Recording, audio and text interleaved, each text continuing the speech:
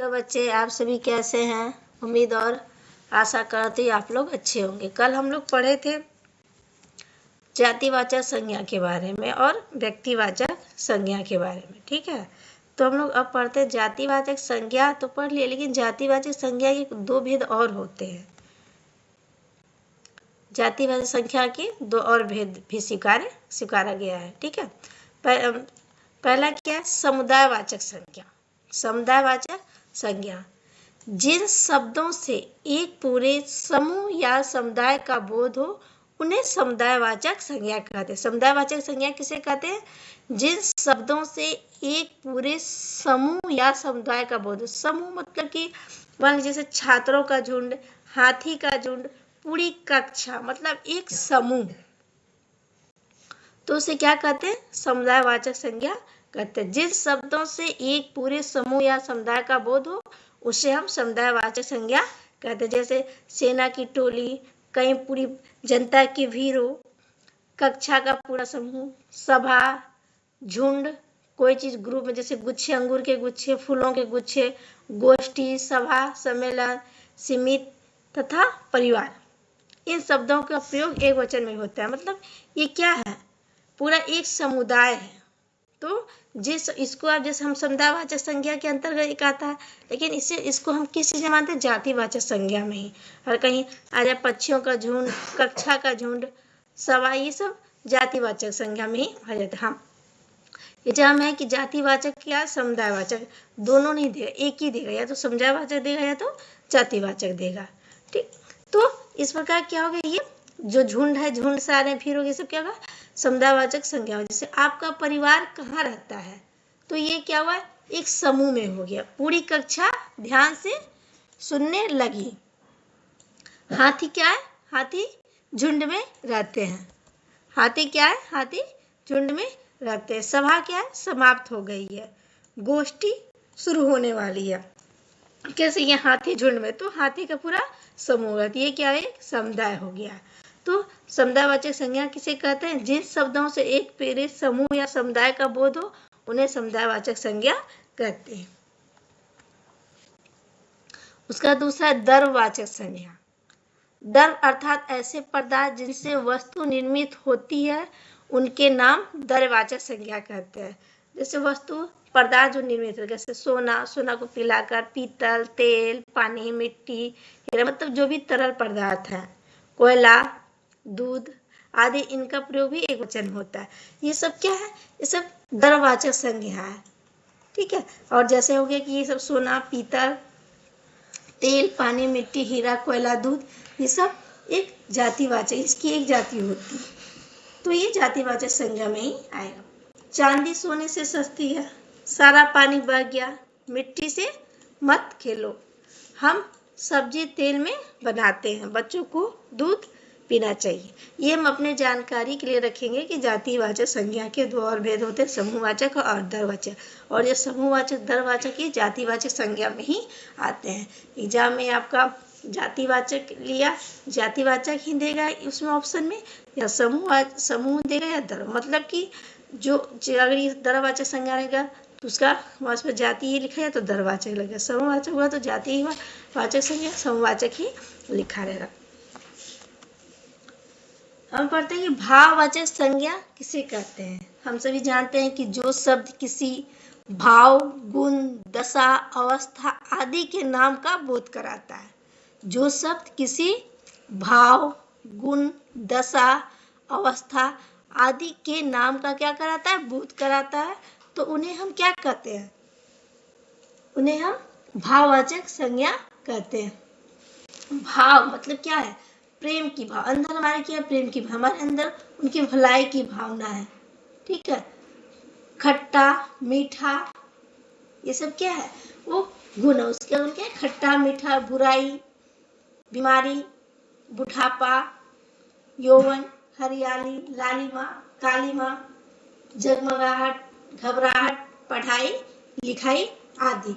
तो ये सब के अंदर की फीलिंग, हमारी भावनाएं है, हमारी भावना है, उस चीज की गुण है, दशा है, अवस्था है, ये सब क्या भाववाचक संज्ञा के अंतर्गत आते हैं। देखिए नंबर पे भूख और थकान ने उसे घर जाने पर विवश कर दिया। भूख क्या हो गया? भूख और वो थक गया था, इसलिए क्या हो, घर जाने पर विवश हो गया। बुढ़ापे में बचपन याद आता है।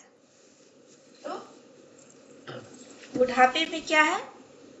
बचपन याद आता है। दीपों की जगमगाहट से अमावस्या की कालिमा धुल गई। मतलब दीप जब जले तो जो अमावस्या की रात है उसकी कालिमा धुल गई। बीमारी में चेहरे की लालिमा खो गई। बीमारी में चेहरे की लालिमा खो गई। गांधी जी क्या थे? सत्य और अहिंसा के पुजारी थे। सर हम लोग देखिए कि भाववाचक संज्ञा किसे कहते हैं? जो सब किसी भाव, गुण, दशा, अवस्था आदि के नाम का बोध कराता है उसे हम भाववाचक संज्ञा कहते हैं। एग्जाम्पल में आपको हो गया जैसे प्रेम, भलाई, खटाई, बुढ़ापा, लालिमा, कालिमा, जगमगाहट, घबराहट आदि। ठीक है, आगे देखते हैं हम लोग। उदाहरण के माध्यम से थोड़ा सा हम कुछ देख लेते हैं। जैसे राम स्कूल जा रहा है, तो राम क्या हो गया? राम हो गया व्यक्तिवाचक संज्ञा। राम क्या है? व्यक्तिवाचक संज्ञा। स्कूल क्या है हमारा? स्कूल हमारा जातिवाचक संज्ञा है। सोना कीमती धातु है, तो सोना क्या है? कीमती धातु। तो ये सोना को हम दरवाचक में भी रख सकते हैं और जातिवाचक भी से, लेकिन ऑप्शन में जो दिया हो वही लिखिए। हम इसको सोना को दरवाचक या जातिवाचक भी लिख सकते हैं। ईमानदारी एक गुण है। गुण क्या है? एक गुण। ईमानदारी एक गुण है, तो ईमानदारी क्या हो गया? एक भाववाचक संज्ञा हो गया। सेना देश की रक्षा करती है। सेना देश की रक्षा करती है, तो सेना क्या होगी हमारे? समूहवाचक संज्ञा या जातिवाचक संज्ञा।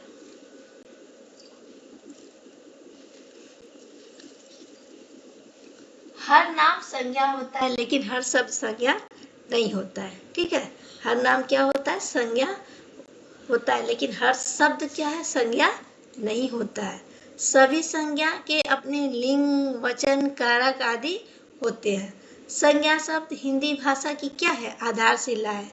बिना इसके कोई भी वाक्य क्या है? पूर्ण नहीं हो सकता है।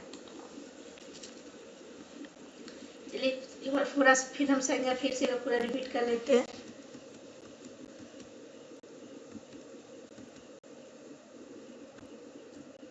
देखिए संज्ञा किसे कहते हैं?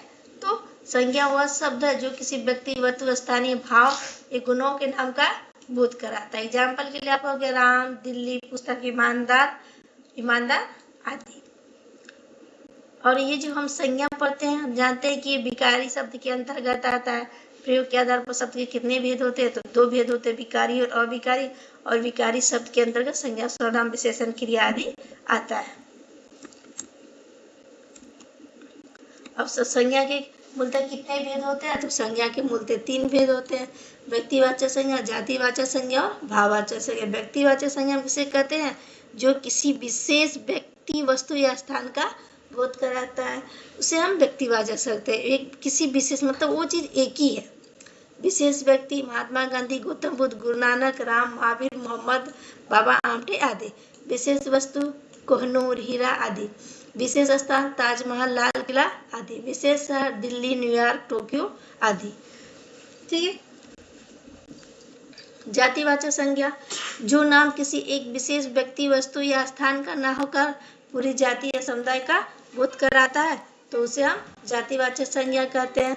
व्यक्ति, महिला, पुरुष, बच्चा, युवा, किशोर आदि।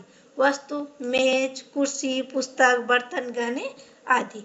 स्थान में हो गया मैदान, छत, रेगिस्तान, जंगल, शहर, गांव आदि।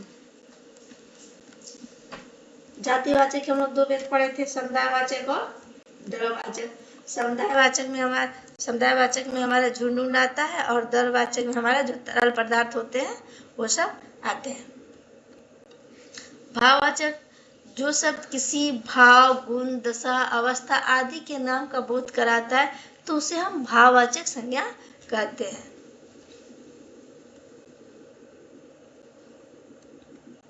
और एक चीज हम लोग और भी आप लोग को दिखाऊंगी, वो हो जाए कि इसको